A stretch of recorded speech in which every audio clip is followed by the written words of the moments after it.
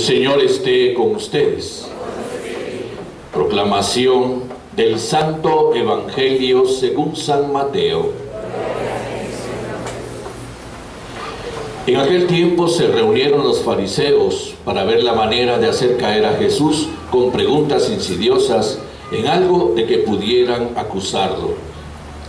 Le enviaron pues a algunos de sus secuaces, junto con algunos del partido de Herodes, para que le dijeran: Maestro, sabemos que eres sincero y enseñas con verdad el camino de Dios y que nada te arredra, porque no buscas el favor de nadie. Dinos pues qué piensas. ¿Es lícito o no pagar el tributo al César? Conociendo Jesús la malicia de sus intenciones, les contestó: Hipócritas, ¿por qué tratan de sorprenderme? Enséñenme la moneda del tributo. Ellos le presentaron una moneda. Jesús les preguntó: ¿de quién es esta imagen y esta inscripción? Le respondieron: del César. Y Jesús concluyó: den pues al César lo que es del César, y a Dios lo que es de Dios. Palabra del Señor. Siéntense un momentito, por favor. Nos toca reflexionar hoy esta frase, que en realidad no debería de ser polémica, sino más bien comprometedora. Polémica la hacen los que no quieren entenderla. No es porque no la entiendan, sino no quieren entenderla. Y les resulta lo más cómodo del mundo separar cosas, ¿no? Un lado la religión, por otro lado lo que hago en mi vida, ¿no? Y entonces separamos religión de aquello que precisamente debería de ser objeto de nuestra religión. De tal manera que pues decimos: sí, Dios en sus templos, donde los curas les lo predicarán, donde habrá rezos, oraciones, ahí es el ámbito de Dios, y ahí que se quede, ¿eh? Pero afuera que no se meta en nada. Esa es la intención de aquellos que generan desde esta frase una oportunidad de manipular, ¿eh? Y de sentirse con una conciencia falsamente tranquila, porque cumplen con la religión. Claro, vendrán a misa todos los domingos, rezarán, tendrán devociones, leerán la Biblia, estarán en grupos, pero dejan ahí todo eso, lo dejan ahí. Su identidad religiosa, su identidad cristiana, se queda en el límite de eso, porque afuera, habiendo cumplido con Dios adentro del templo, afuera la cosa es distinta. Aquí puedo hacer lo que a mí me da la gana. Y por eso, para un verdadero cristiano, esta frase no es polémica porque la entiende y por lo tanto la hace compromiso. ¿Qué es el reino de Dios? El reino de Dios es el don de Dios que viene precisamente a anunciar la recuperación del hombre, ¿no? Recuperar su dignidad, su grandeza, su ser precisamente imagen y semejanza de Dios, su ser hijo de Dios. De tal manera que bajo el dominio del mal, esclavizado por todas las consecuencias del mal, el hombre no puede vivir la experiencia de su dignidad.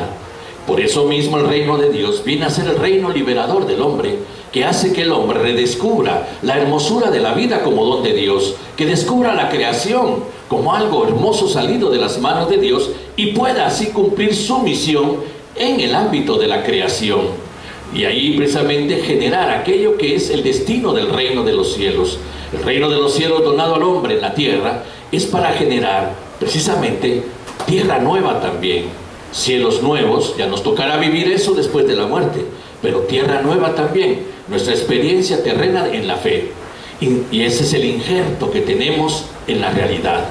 De tal manera que si el reino de los cielos tiene como referencia la grandeza de la persona y por lo tanto es el centro de su intención, Dios tiene como centro de su intención al ser humano, coincidimos con las intenciones entonces de los gobiernos, Un gobierno establecido legítimamente es un gobierno que tiene como referencia el bien de la persona, de aquellos que viven en el ámbito de su influencia de gobierno. Y por lo tanto, hay una coincidencia feliz en todo esto, ¿eh?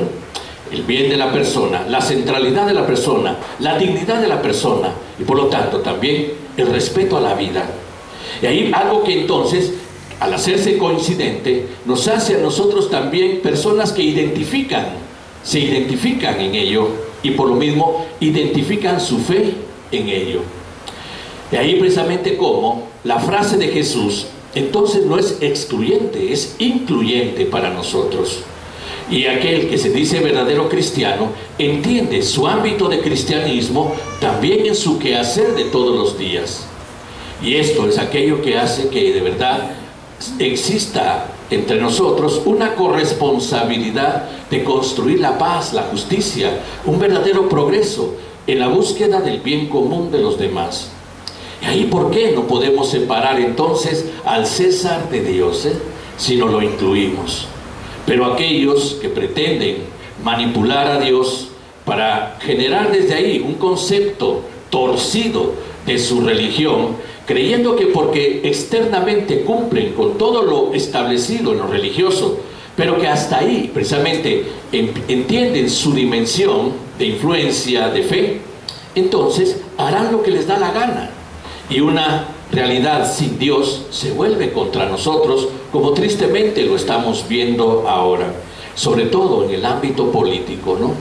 Una política sin Dios es la política que nos tiene ahora en desastres totales, en desastres totales. Si la política es el arte del bien común, se identifica con el Evangelio, Un político verdadero es un político que busca desde su ideología, que se respeta, pero una ideología que busca también soluciones, una ideología que busca el bien de los demás, una ideología que busca la construcción del Estado, el bienestar de los habitantes del Estado, y el progreso y la estabilidad de los habitantes de un Estado. Un verdadero político se identifica con el bien común, y entonces, con mayor razón, cuando es alguien que se identifica como cristiano, es alguien que entonces está obligado y destinado a actuar conforme a su fe en medio del mundo. Y ahí, ¿por qué entonces, con qué facilidad escuchamos que alguien venga y diga: miren, ustedes los curas, dedíquense a su Dios, dedíquense a su palabra de Dios, dedíquense a sus rezos y déjenos en paz a todos los demás? Yo sería un traidor de mi investidura como sacerdote y ministro del Señor si de verdad hiciera eso, Porque el Evangelio va más allá. Si es construcción humana, tiene que entrar en la dimensión histórica del hombre, tiene que entrar en la dimensión social del hombre y transformarla desde el bien, porque es precisamente el don del reino, el don que pretende liberar al hombre de la esclavitud y de la opresión del mal.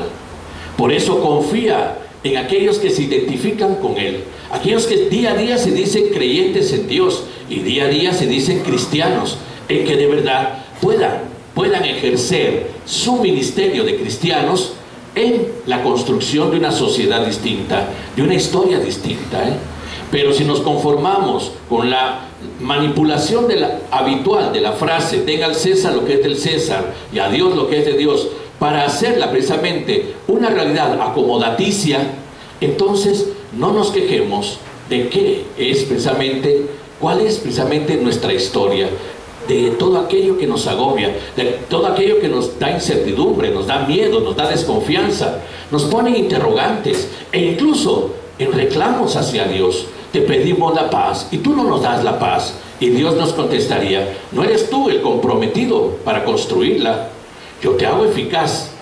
Porque ahí es donde viene la confianza del hombre de Dios. Sabe que su quehacer cuenta con la acción del Espíritu que hace eficaz su quehacer, y por eso se empeña, por eso se compromete, Y cuanto mayor razón es un cristiano que encuentra su posición en lugares de influencia donde puede hacer mayor bien, tiene mayor responsabilidad en cuanto a eso.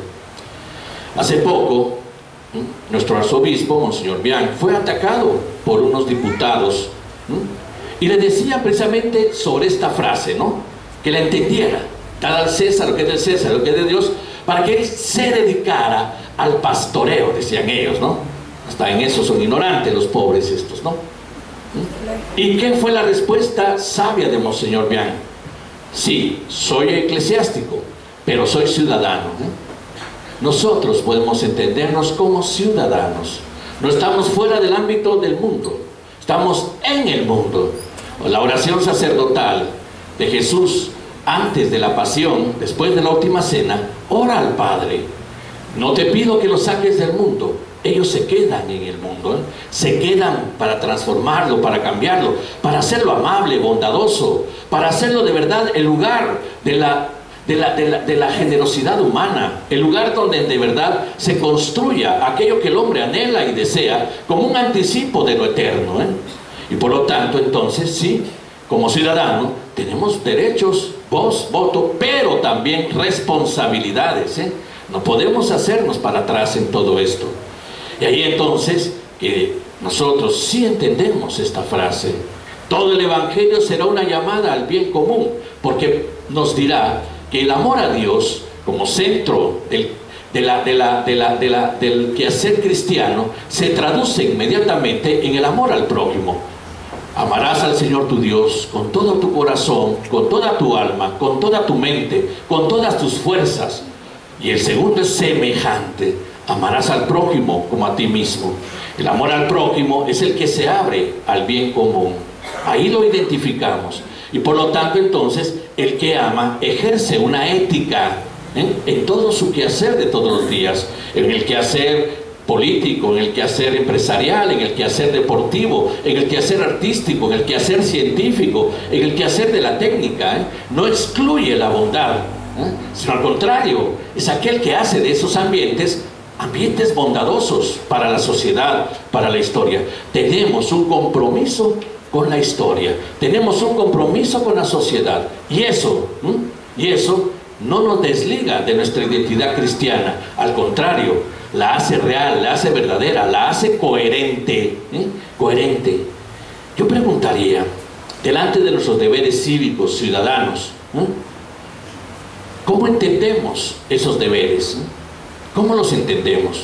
Miren, es lógico, porque aquí hoy el tema está ligado al impuesto, ¿no? Es lícito no pagar el impuesto al César. Jesús mismo, una vez, se topa con Pedro, que viene corriendo porque cree Pedro que ha metido las patas, ¿no? Le preguntan a Pedro: ¿tu maestro paga o no paga el impuesto? Y Pedro dice: sí lo paga. Pero luego piensa: ¿y si no? Entonces va corriendo, ¿no? Y le pregunta a Jesús: me dijeron esto.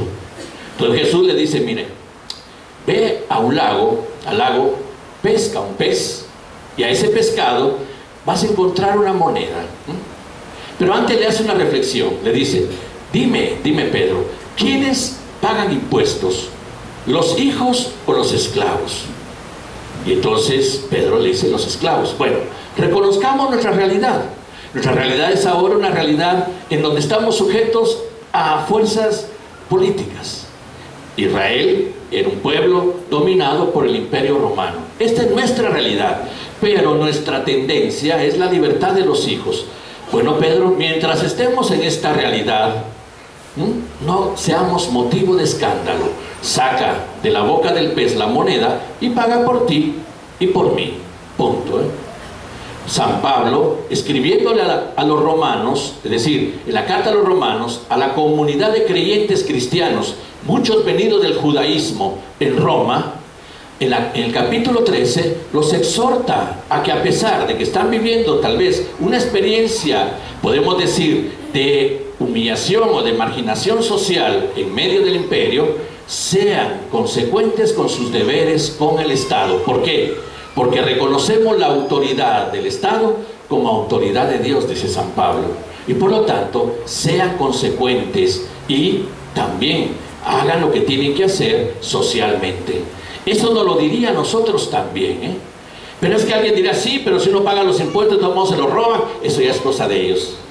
Yo cumplo mi responsabilidad con la intención de que esto contribuya al bien de mi país, al bien de mi pueblo, al bien de mi sociedad. Ya quienes están delante del manejo de estas cosas lo hacen mal y caen en la corrupción, como tristemente lo estamos viendo. Eso ya son cuentas que ellos entregarán. Las mías son las de mi responsabilidad. Mis cuentas son aquellas que me identifican con lo que es mi realidad cristiana en medio de un país. Y amemos nuestro país, pues, no pongamos pretextos a aquello que significaría contribuir a algo mejor para este país. Es un país lindo, es un país hermoso, con gente muy buena. La mayoría lo somos, la mayoría lo somos, o al menos lo intentamos, pero no tenemos precisamente aspiraciones mezquinas, desastrosas, como tristemente las tienen muchos de los que aparentemente nos gobiernan. Por eso, cuando caigamos en la tentación separatista, amparados en la hipocresía de una falsa interpretación de esta frase de Jesús, pensemos que nosotros somos unidad y que nuestra realidad cristiana se expresa tanto en el interior del templo, en la celebración eucarística de la comunidad, que somos seres humanos reivindicados por Dios en nuestra dignidad, y recordados a ser precisamente semejantes a Dios e hijos de Dios, pero que vivimos en una realidad concreta, un país, una historia, un tiempo, una sociedad a la que tenemos que mejorar, a la que tenemos que dignificar. Y por lo tanto, nuestros rezos, nuestras devociones, nuestro quehacer religioso interno en el templo solo va a tener sentido cuando se refleje en el quehacer de todos los días, en nuestra conducta, en nuestra ética, en nuestra honestidad, en nuestra responsabilidad. Así entendamos esta frase de Jesús, entendámosla para no caer en la tentación de los hipócritas, que mucho Dios para arriba, mucho Dios para abajo, ¿no? Y que Dios lo bendiga aquí, que Dios lo bendiga allá, y disparadera de, ¿cómo se llama?, de frases bíblicas.